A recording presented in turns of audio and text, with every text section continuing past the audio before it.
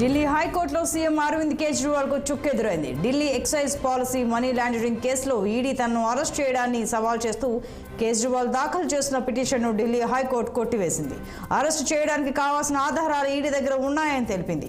సమన్ను పంపినప్పటికీ కేజ్రీవాల్ విచారణలో జాప్యం చేయడం కూడా జ్యుడిషియల్ కస్టడీలో ఉన్న వారిపై ప్రభావం చూపుతుందని హైకోర్టు తెలిపింది. నిందితుడి వీలును బట్టి విచారణ జరపడం సాధ్యం కాదని ఢిల్లీ హైకోర్టు స్పష్టం చేసింది. విచారణలో ముఖ్యమంత్రికి ఒక న్యాయం, సాధారణ పౌరుడికి ఒక న్యాయం ఉండడం కుదరదని హైకోర్టు తేల్చి చెప్పేసింది. ముఖ్యమంత్రి అయినంత మాత్రాన ప్రత్యేకంగా హక్కులు ఏవీ ఉండబోవంటూ కీలక వ్యాఖ్యలు చేసింది. విచారణ ఎలా జరగాలన్న విషయాన్ని నిందితుడు చెప్పాల్సిన అవసరం లేదని కేజ్రీవాల్కు కోర్టు సూచించింది.